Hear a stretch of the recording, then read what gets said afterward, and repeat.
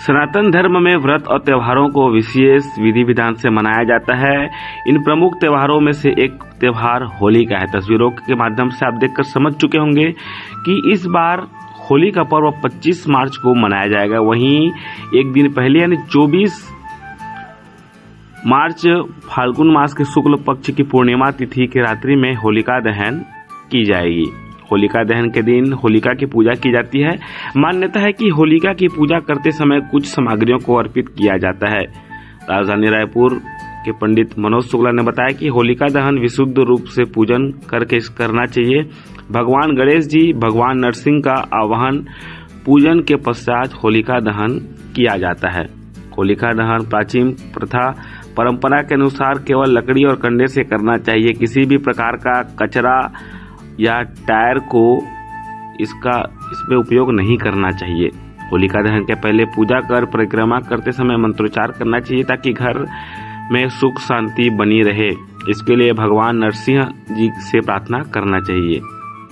संभव हो हर व्यक्ति को कम से कम होलिका दहन में 10 नग कपूर का टुकड़ा डालना चाहिए ताकि वातावरण शुद्ध हो।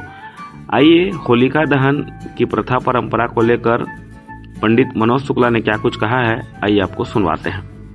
होलिका दहन विशुद्ध रूप से पूजन करके भगवान गणेश जी का, नरसिंह जी का आवाहन पूजन करने के पश्चात होलिका दहन किया जाता है। तो विगत कुछ समय से यह देखने में भी आ रहा है कि लोग जो है तरह तरह के कचड़ों को, टायर इत्यादि को उसमें डाल देते हैं। झिल्ली इत्यादि जो वातावरण को प्रदूषित करने वाले सामग्री है, ऐसे सामग्रियों को न डाल करके होलिका दहन एक विशुद्ध रूप से प्राचीन प्रथा परंपरा के अनुकूल एक ऐसा उत्सव पर्व त्यौहार है।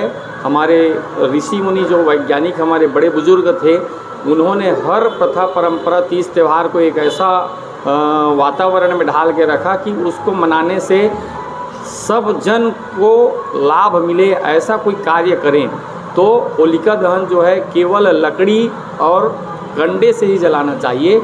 और जब पूजा करके होलिका दहन किया जाए तो परिक्रमा करते समय मंत्र पढ़ना चाहिए, अपने घर में सुख शांति बनी रहे। इसके लिए भगवान नरसिंह जी से प्रार्थना करनी चाहिए, परिक्रमा करनी चाहिए। और संभव हो तो हर व्यक्ति को कम से कम 10 नग कपूर का टुकड़ा उसमें डालना चाहिए ताकि कपूर के जलने से उनकी जो धुआं युक्त जो अग्नि निकलती है उससे आसपास के कीटाणु, जीवाणु, रोगाणु मर सके और उसका प्रत्यक्ष लाभ हमको, हमारे समाज को, हमारे राज्य को, देश को मिल सके।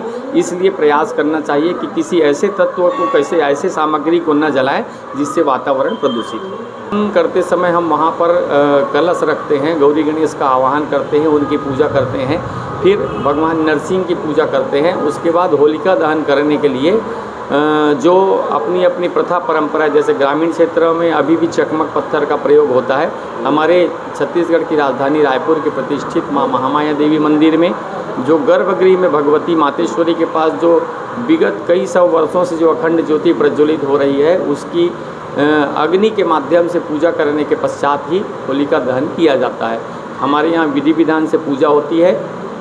उसके बाद हमारे मंदिर में ही जो गौशाला है, वहाँ से जो गोबर बनी होती है, जो विशुद्ध रूप से देसी गाय की गोबर का कंडा है, उसको डालते हुए हम लोग परिक्रमा करते हैं, पूजा करते हैं। मंत्रोच्चार के साथ में यहाँ पूजा और होलिका दहन किया जाता है।